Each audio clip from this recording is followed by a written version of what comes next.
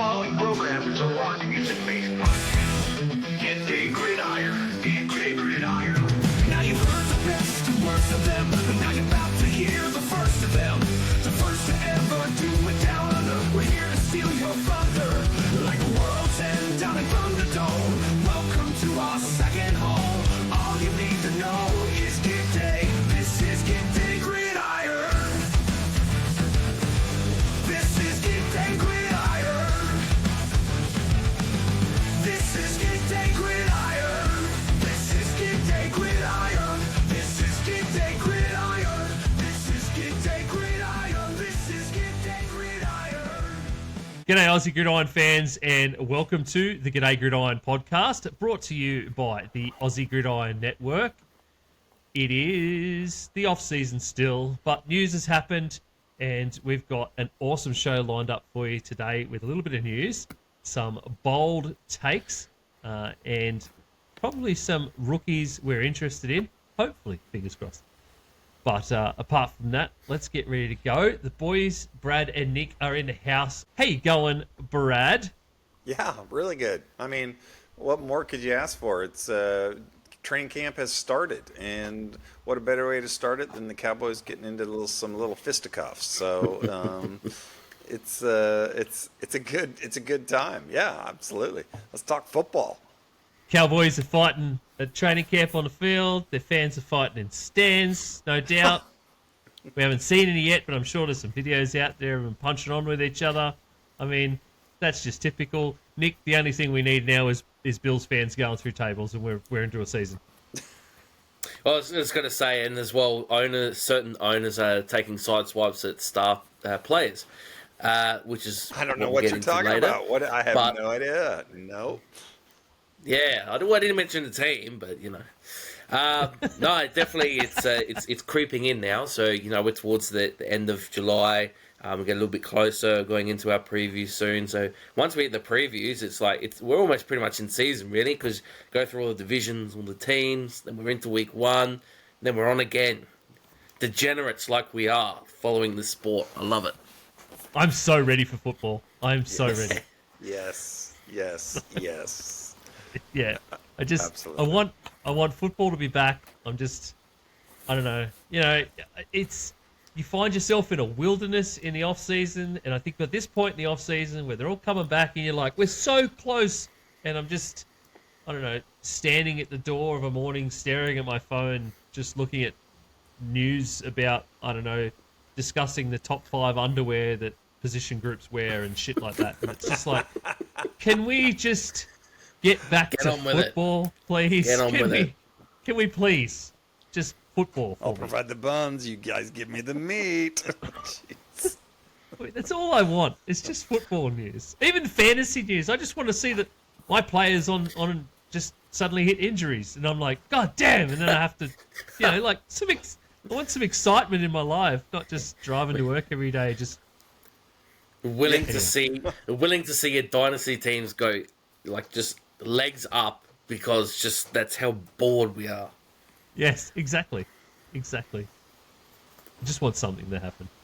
Anyway, how about some news, boys? Shall we get some news? There's some news this week.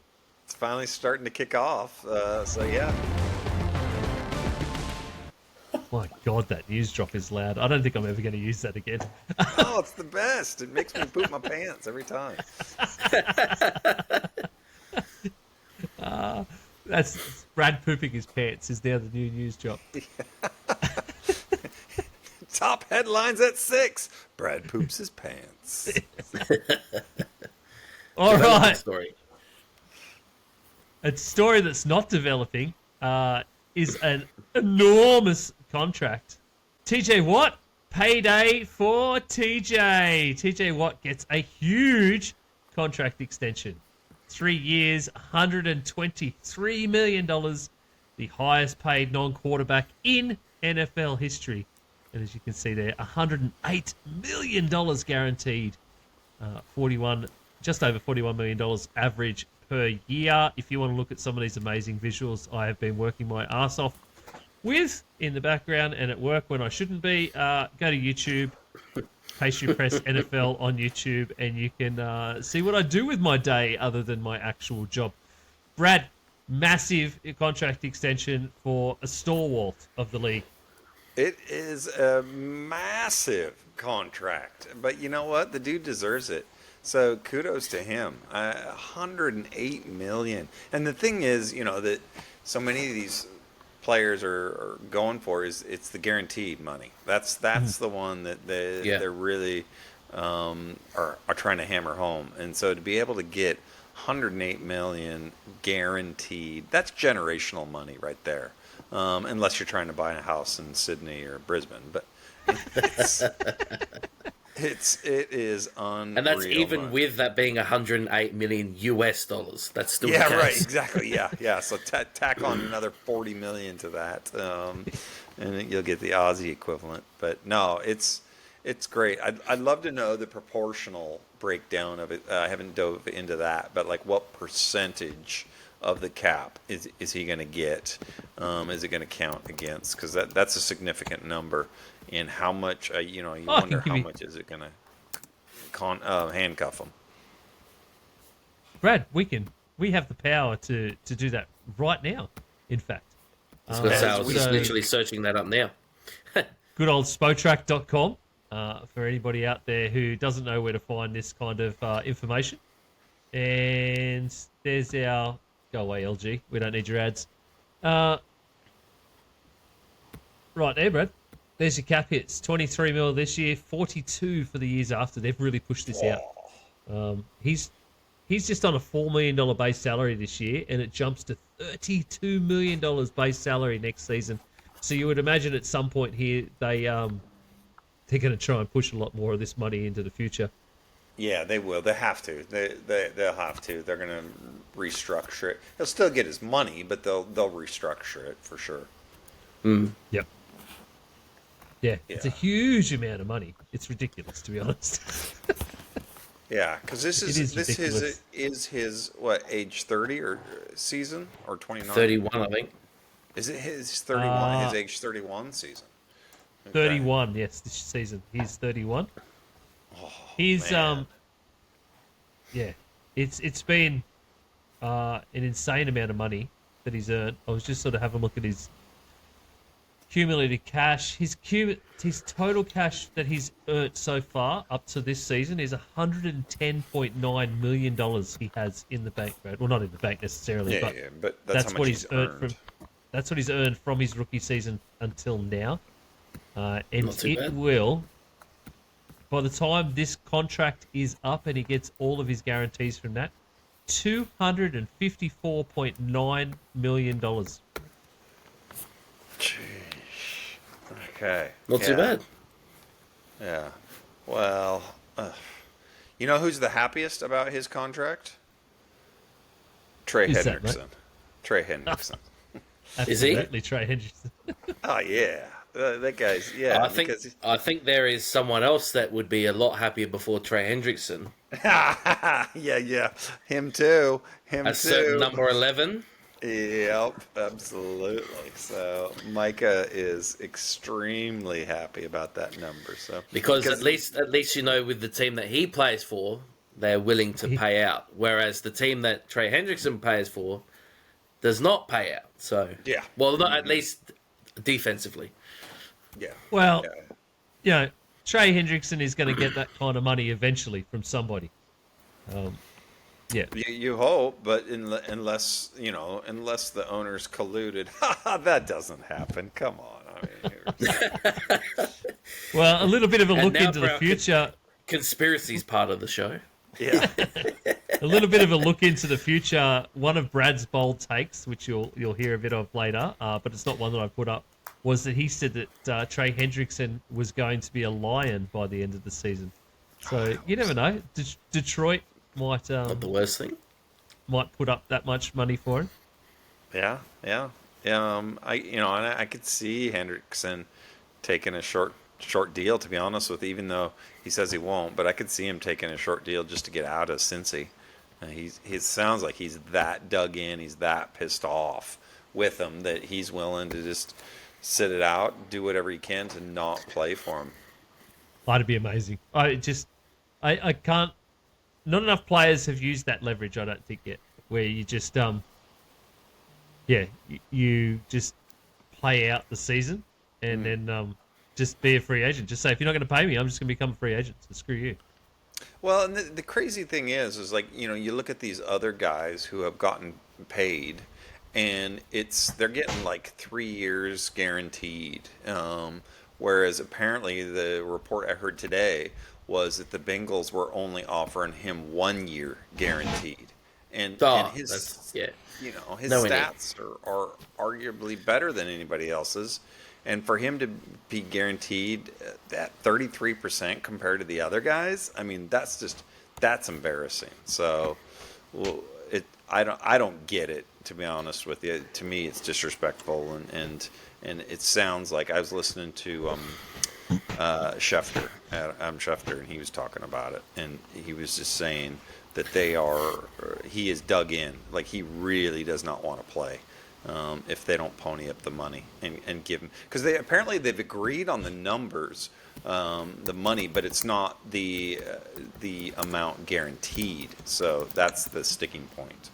Is that one? Yeah, there was something. Yeah, it's something about the length of the contract. They want to keep just giving him 1 year deals, and he's just like, no, I want more than the 1 year deal, which is ridiculous. I don't know why teams are even talking about that, and other teams would do it in a heartbeat. So. I wish. I mean, they can't. Maybe they can behind the scenes. I don't know. I just wish somebody would step into the Bengals and say, you guys are idiots. Just, yeah. So. Yep. All right. A retirement this week. We've had a huge retirement to go along with that huge signing. The Honey Badger. Tyrann Mathieu retires. 12 years in the league. Played for 3 different teams. Saints, Chiefs, and Texans.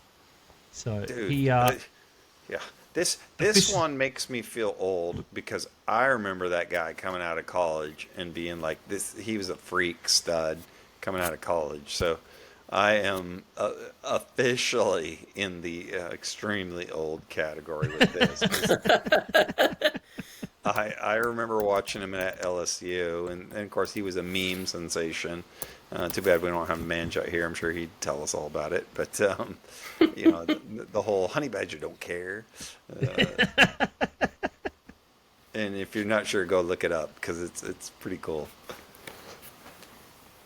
Yeah, so he retires. Amazing numbers. 685 total tackles, 11 sacks, 36 interceptions in 12 years, and 4 of those ending up as pick sixes. He's definitely a force. There was some funny stuff that happened, like really giving it to Tom Brady one year, and then getting absolutely torched into the game for the rest of the game after he gave it to him. But the Super Bowl. Yeah, Super Bowl. On a whole, though, yeah, Tyrann Mathieu was a huge player. He will definitely be missed. So. Yeah, he was. He left his mark. Yeah. So hats off to him. And on the stuff that we were just talking about, there were a couple of holdouts. Of course, we talked a little bit about Trey Hendrickson there. And Scary Terry, officially a holdout. The Commanders as well, man. I just don't know what they've done there. My thoughts on the Trey Hendrickson thing, by the way, this all stems back to Joe Burrow, number one, demanding like a huge payday and like a really short window. And then also along with that, saying that if you want to sign me, you have to sign these other 2 guys, being like Jamar Chase, no brainer. It's top 3 wide receiver in the NFL. But then demanding that they sign your wide receiver too, and giving him a huge payday, and like making them do that. This is where it all comes back to, and they probably should have just let one of them go and sign Trey Hendrickson. But that's that thing. But yes, so Scary Terry also a holdout, so he's not officially at camp at the moment. It's not there at all, and they've marked him on the holdout list. An injury, Will Levis, last year's sometime QB for the Tennessee Titans, is officially out for the season. He's opted to have surgery on his throwing shoulder, on an AC injury in his throwing shoulder. And put simply, Nick, is this the end for Will Levis and the Tennessee Titans? Definitely in Tennessee, I think it's safe to say it's finished. I mean, that was probably where it was heading when they, even before they had drafted, excuse me, Cam Ward, and he was going to be the definitive number one pick. So, at least for Tennessee, I think it's pretty much done. I could see him potentially being a backup. Maybe somewhere else would take a flyer on him, and they just go, well, he's a former, first round pick. See what we can get for him. Sign him as a free agent, as a backup somewhere. So I can see that being the case next year. But I think in Tennessee, I think it's done. There were a few glimpses, maybe, of stuff that, you thought, there was a few signs here and there last year with Tennessee and some patches, but I don't think it's enough to consistently have anyone looking to sign him up as a starter, though. But I think as a backup, if you put him in a good system with a good head coach that knows, offensive football, there are some opportunities. But hopefully from now he doesn't put any more mayonnaise in coffee. That could be the main reason that this has happened. But no, we'll see. We'll see what the future holds. He probably ends up being a backup somewhere next year. Yeah, I think he definitely will be a backup somewhere. And shoot, I'd take a flyer on the dude. I mean, Rams, Minnesota, any one of these QB savant places. I would take a flyer on. Just don't go to Miami because McDonald's probably going to get fired. But anyway, it's... Well, at least he'll play because Tua will always be concussed. So, there's still always an opportunity. So, if you want playing time, that's the location. Yeah. That's very true. If you do want playing time, that's the location. There are a couple others exactly like that as well. Yeah. Aussie. It might be pretty obvious, but I am not Matty C. NFL. Absolutely stoked to have it on the podcast, mate. Welcome. Fantasy. Tay, I think it's time you just abused your mate here. Would you rather be fighting zombies or aliens? Find hidden gems. And with that, we're into some breakouts. I'm glad you're stalling because my results last week were a hot piece of ass. We all had our struggles, mate. They've unzipped the pennies and it's time to put the pennies in the pit. Let's do it. I'm taking Trey McBride. I'm just leaning on the old tuck shop, tuck graft. And all of a sudden, he's just lighting them up. Catch starts of the week. I'm just going to go ahead and take Goff at Chicago. So I'm going to go running back. I'm going to take Travis Etienne. I'm going to go ahead and take your boy Ty Tracy. I'm going to take Adam Thielen. So I'm going to go and take Richo against Tennessee. I'll take Matt Stafford. Just a float out the Dalton Kincaid. I'm actually going to take Caleb against the Lions. Friday and Sunday all season long. The Aussie NFL Fantasy Show. Yeah, I know. It's amazing. Thanks to the Aussie Gridiron Network. To give me the dance floor, I'll probably fucking snap the floorboards.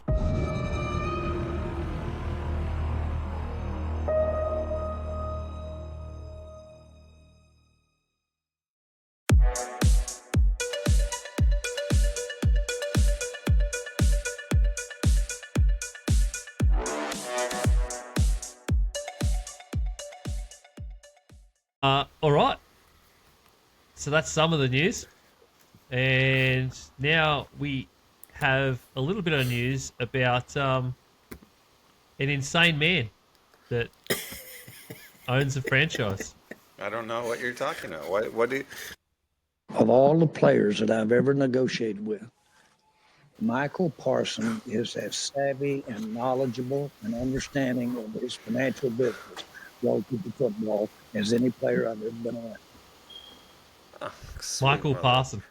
Oh, God. See, Michael Parson, Brad. That's the first time I've seen that video. Michael. I can tell by the reaction. Get that man a wheelchair and push him off a cliff. I'm sorry. So Jerry Jones, for anyone that doesn't know, Jerry Jones had his annual preseason press conference this week. And as circus is another word. Yes, Brad. It's a big top as well. I mean, that's where we are at Gerald World. That is a big top. So the clown was in the middle of it, and saying his usual amount, or even actually more of an amount. I think he was trying to top Donald Trump even in how many dumb things he can say in a press conference, Brad. Well, it's funny because I heard this was what made it sound interesting. Is I heard some of the press conference at the end of the press conference. Brad, I think it's Archer's his last name. I think it's Archer. He's the radio play-by-play guy for the Cowboys, so he's kind of in-house. And he asks Jerry a question at that presser. He says, "I feel kind of embarrassed asking a football question," and Jerry interrupts him. "Oh, we're football first. We're always about football." This is after Jerry'd been talking about his whole landman appearance and all this other crap and all this sidebar stuff. And he says, "I feel almost embarrassed talking about a football question." "Well, Jerry, we're all about football, blah blah blah." And anyway, Brad says to him, "We'll tell that to the people at the Cartoon Network because they're doing a cartoon about the Cowboys, and it's so ridiculous this amount of side hustle that's going on here at the Cowboys. That no, it's not about winning, but it's about keeping. You've heard me. Don't start on this, you dickhead." Well, Brad, there was one point in this press conference where I think Steven's starting to take over a little more, because there's one point in this press conference where Jerry started to say something, and I have a feeling he made a bit of a dig at Trayvon Diggs and someone else. Yeah. And Steven grabbed the mic. Did he? When he was halfway through. That. Yes. Oh, Yeah.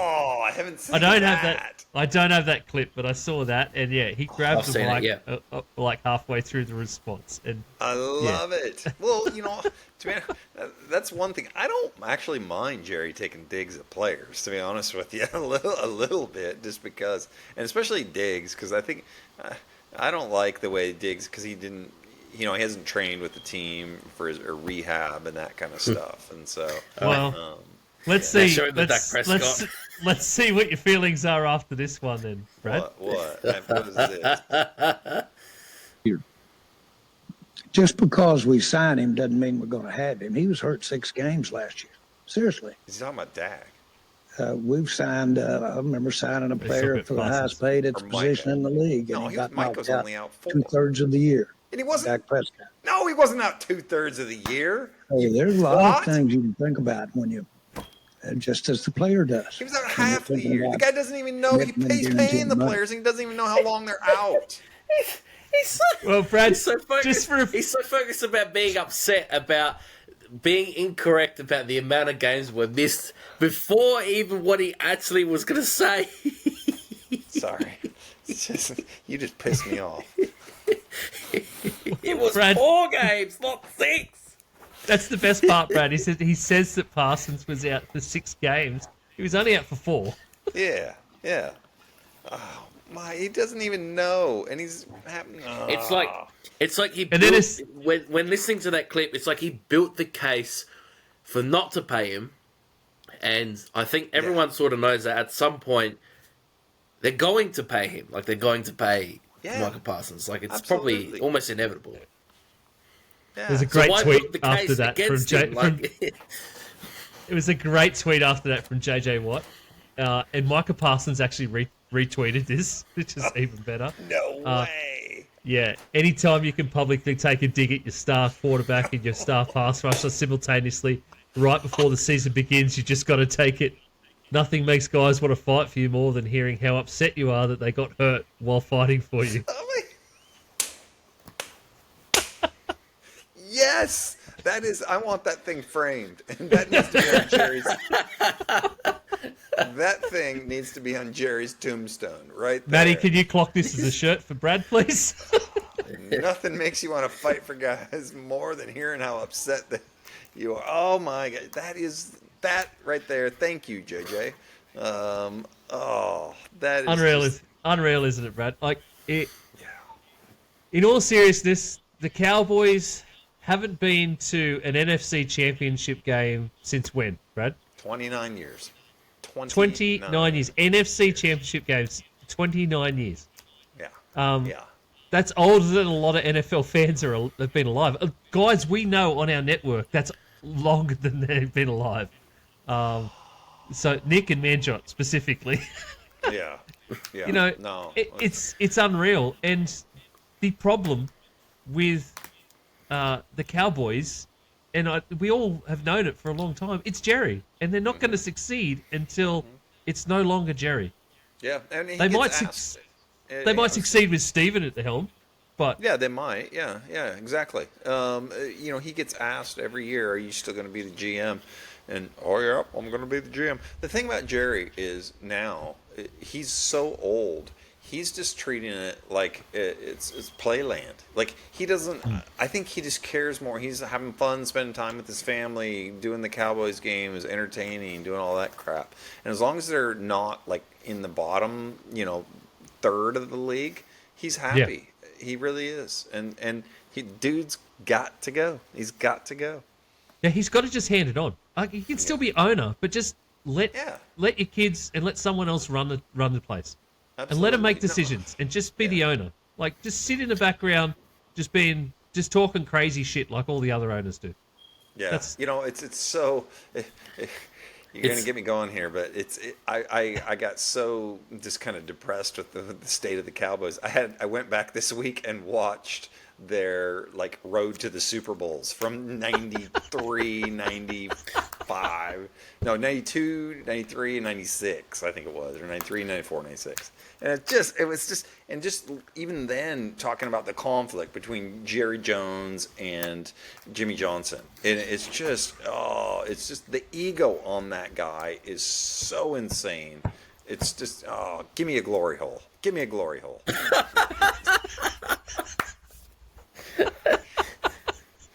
I come to think of this Smiles with Jerry Jones and glory holes. Yeah.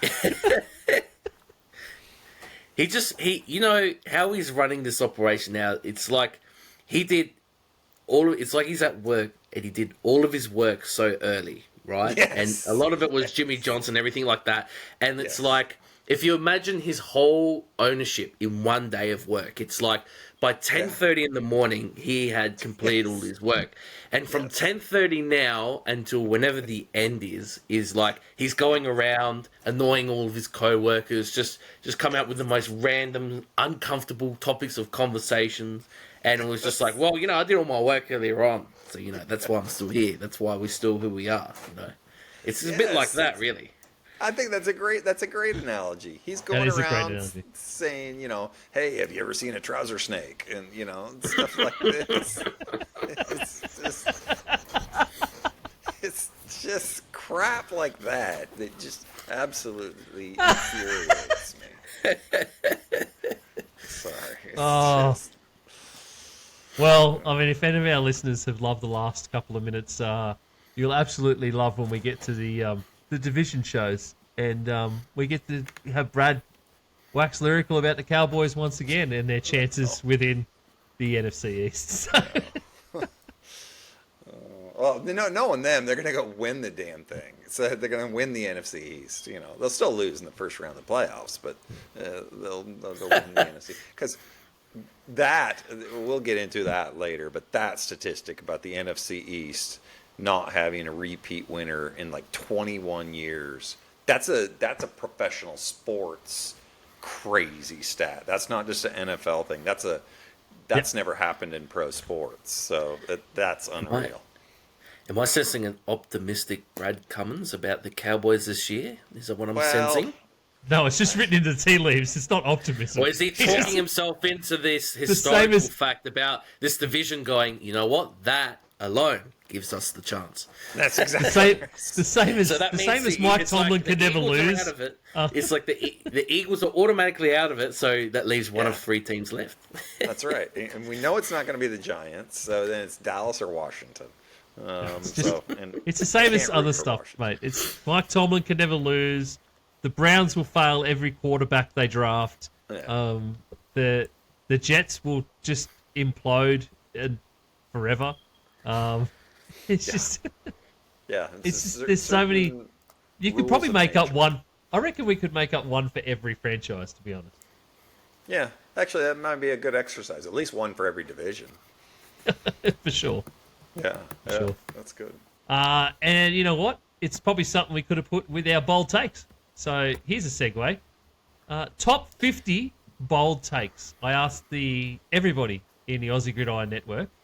That's us all here. the boys, Aussie NFL Fantasy, Manjot, Marky Mark, everybody that's involved with AGN, to throw out as many bold takes as we could possibly get and make them as wild and as crazy for the season. We got to 50 after a push. But so, we've got top 50 bold takes from the Aussie Gridiron Network. We're going to release the whole thing on social media through the week. But right now, we've got a few to go through. Just some eyes that I picked out of the spreadsheet of 50. And a few bold takes we can have a bit of a chat about. Let's start at the top. Thank you. Taylor has been on this bandwagon for a while. He jumped into that doc first and put so many in there I thought we were going to get to 100, to be honest. Davante Adams will lead all receivers in touchdowns this season. That is all receivers in All the receivers. NFL. Wow. What a bold. Well, I love that. I love it for a bold take. Love it for number one. It fulfills the requirement of a bold take. That's for darn sure. I don't know if I agree with that, but I'm trying to wrap my head around that. Isn't it interesting? I'm trying to wrap my head around how a number 2 leads all receivers in touchdowns, though. Like, he'd have to be one of the best red zone threats in in a single season of like all time. Because like, how does a number 2 go about? Yeah, I'd love to know the thinking. Yeah, I think the thought pattern is that he is just going to be so open all the time because he is the 2 that the opportunity will just be there. Okay, he's kind of saying like he's probably going to be like the Chris Carter. You guys wouldn't remember, but the Chris Carter of the Vikings in the 90s, when famous Buddy Ryan quote, all he does is catch touchdowns. I mean, it's possible, and the dude is the king of the red zone fade. So, it's possible. But you're right. It would be a big stretch. I like it. I love it, and that's why I love that. I love that it is number 1 in top 50 bold takes that we have. At number 10, and these aren't in any order. This is just however people put them into the doc. I just picked out some numbers as we went down. Anthony Richardson will not start more than 2 games this season. Now, I believe, Brad, that was one of yours. Yeah. I mean, all that athleticism and just you got another wasted year. Basically, is what it comes down to, and I think you're going to see Daniel Jones. He's going to step in, if not right away, and then you got to ask the question: is this going to be the end? Is this the end for Richardson? I could see Richardson, starting a couple games, especially because Daniel's playing style, but I don't think he's going to tap out at some point. I think this is in the same vein as the Will Levis conversation we had. If Daniel Jones gets a chance and they play like they should with Daniel Jones, because he's not a bad player, and everyone just takes the Giants version of Daniel Jones as the bad player, but we all know now that the Giants are the problem. I don't know if he comes back. I think they even though they might move on from Daniel Jones after a year, I think that they'll look at a light at the end of the tunnel and just move on altogether. All right, the next one there was actually one of Isaac's, and he said the Panthers will win the NFC South. Sheesh. I can't wait till we do the division previews with Isaac to have a bit of a chat about that. So that's in a few weeks' time now. I don't mind that. Like, that'd be wild as a bold take, wouldn't it? I don't mind that as a bold take. Like, you can see the end of last year, that the sort of the structure or the bones, if you will, of like the team coming together. So it's not the most far-fetched thing, but it's just like, I can see why it's a bold take. You can see why it's a bold take, but at the same time, it's like you can see the bones of it. Yeah, to go from chaos to the crown, the divisional crown, that's a big jump. So it's definitely bold. Hey, there's a few teams that do it every year, Brad. Yeah, but exactly. Yeah, you're 100% right. It's going to happen. Some team is going to do it. Yeah, some team's going to do it, so why not the Panthers, basically? And in the same vein, I guess, Nick, Patriots will make the playoffs. Yeah, that was mine. So that's actually one I sat on for quite some time. I just think there's a massive sort of culture shift back to what they once were. You get someone that was in that system under Belichick and Vrabel. They've got McDaniels there now, so it's a little bit off the chip off the old block. You've got Drake May coming into year 2, who hopefully they don't get the sophomore slump. They've set him up in a position where, they've built a lot more of the offense. So, again, another situation where it's like the bones of it. You look around in that division. We talked about it before. The Jets are always a dumpster fire. The Dolphins, are not that good at all. Everyone's sort of on the hot seat there, or Tyreek Hill wants out, or they don't know what they're doing. So that second spot is definitely open in that division. Yeah, absolutely. You only have to be second best to the Bills, or maybe even just beat the Bills. So you're second best in that division. There's always a good chance, and I like it. I like it. Manjot's next one though was a wild for a take. Great, just knocked it out of the park for a bold take. So, in the Mahomes era, the Chiefs won't make the AFC Championship game for the first time. I like this. I think, just in the sense of, I think it's a legit possibility, but just because they've been historically so good, obviously, it's incredibly bold. I just think this is the AFC is so deep. This is when we can see the Chiefs get knocked out in the divisional round. There was another bold take from somebody else that essentially alluded to the Chiefs not winning the AFC West at all. Oh wow! Okay, yep. And then you got to ask the question. I don't know if this is in any of the other bold takes or not, but is this Andy Reid's last year? Because there's been some rumors about that potentially he might be done after this year. So. The guy can't go on forever, and no, he cannot. No, ask Belichick that. All good things come to an end. At some point, Andy Reid's going to have to retire and get a 24-year-old girlfriend. That's. Let's hope not, mate. When you're greatest coach in football, it's just written in the tea leaves. Tea leaves again for me. Actually, that would actually be a bold take for next year, but that would be dependent on Andy Reid not being at the Chiefs next year, or not this season, coming the next one. But there's Belichick coming back. Not Belichick. I was thinking of a different all-time great, but coming up from college, who is currently vacant. Yes, and he's rumored to be. So everybody, we're talking about Nick Saban. I'm talking about Nick Saban. I'm assuming you are too, Nick. I am. Yes. But he's rumored to be around the Miami job, like they fire him, McDaniels early, or Cleveland as well. So, which I think is fascinating. That's the only thing though, is that I don't think he'd take a job where you have to rebuild, because obviously he's a lot older.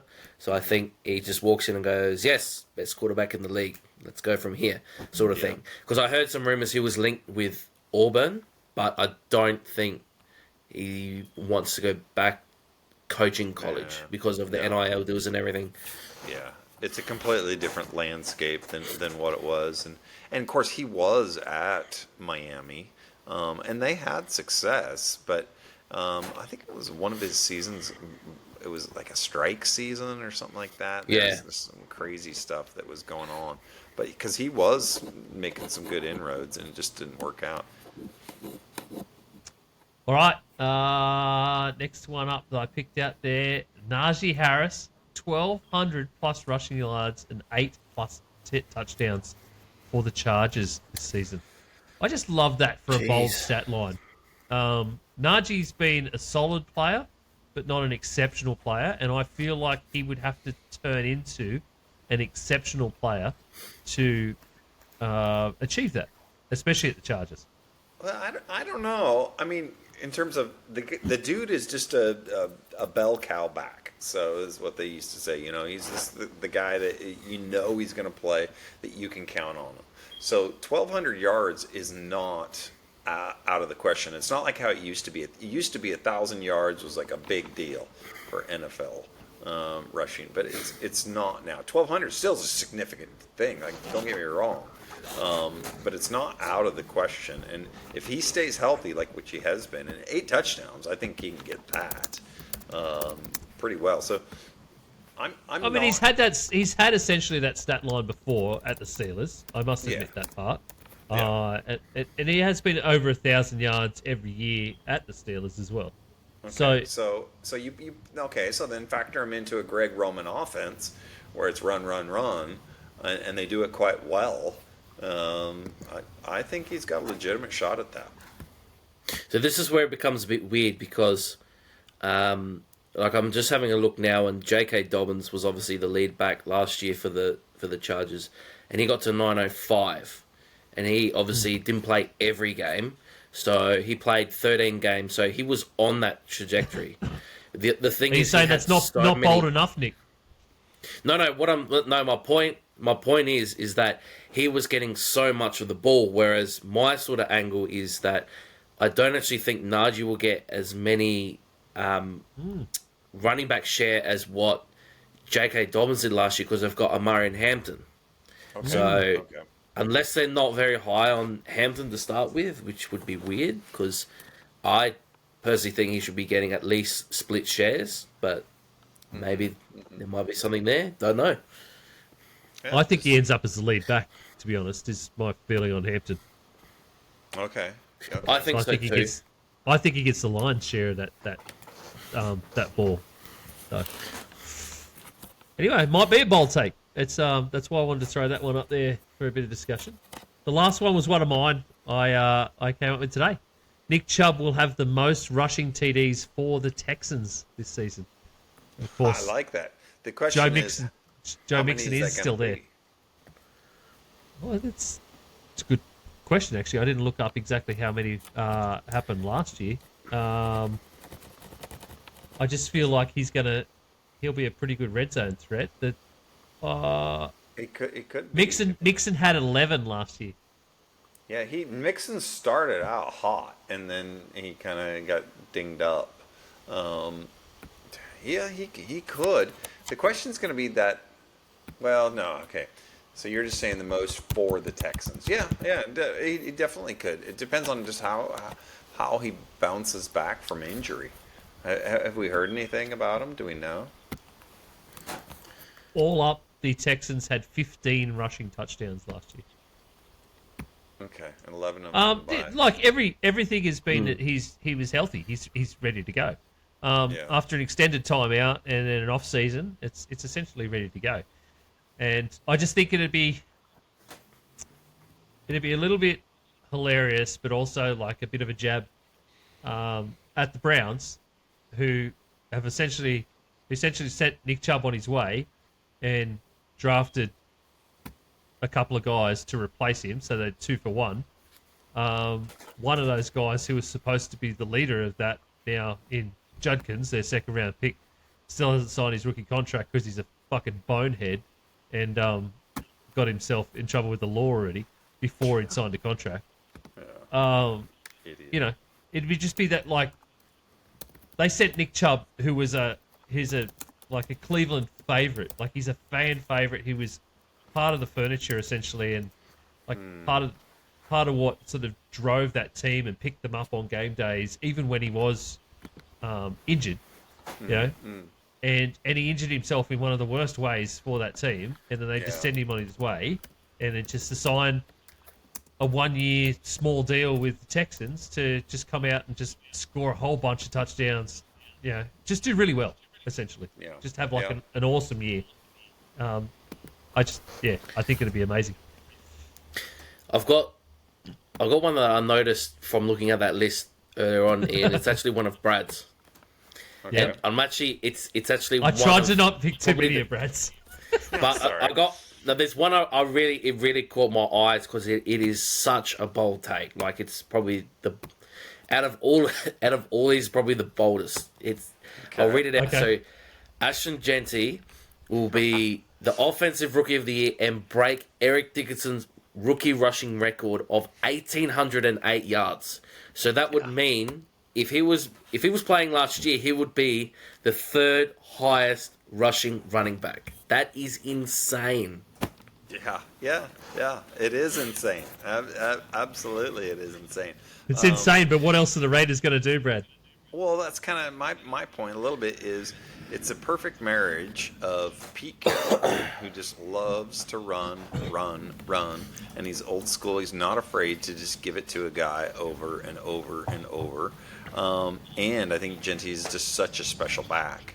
And they've got the extra game, compared to, or is it one game or 2 games compared to when Dickerson did it.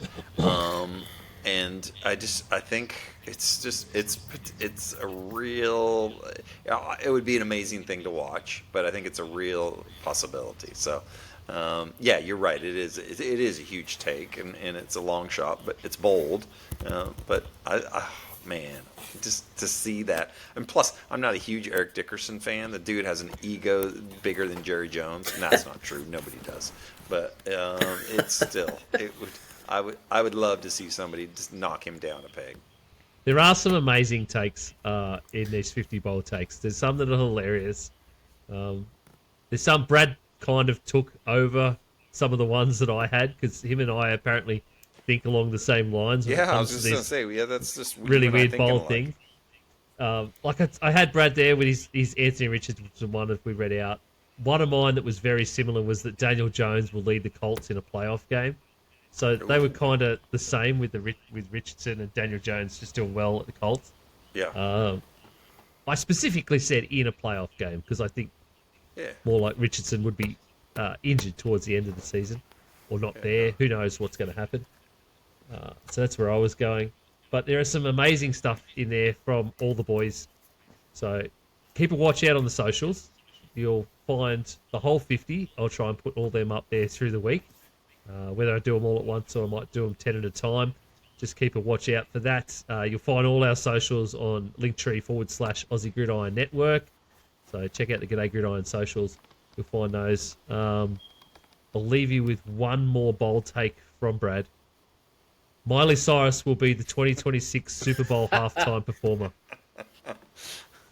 Well, you can't go wrong there. It's the pendulum, okay? So we've had the hip hop and that whole movement and male, and so now we're going to come back to the female Miley's not mainstream, but she's more pop. So yeah, I just think.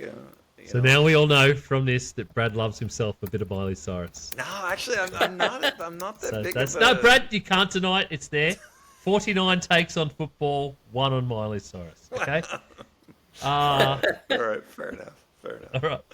We were going to do some rookie stuff this week, but it is getting a bit late, so I reckon we'll have that rookie stuff in amongst our division previews anyway.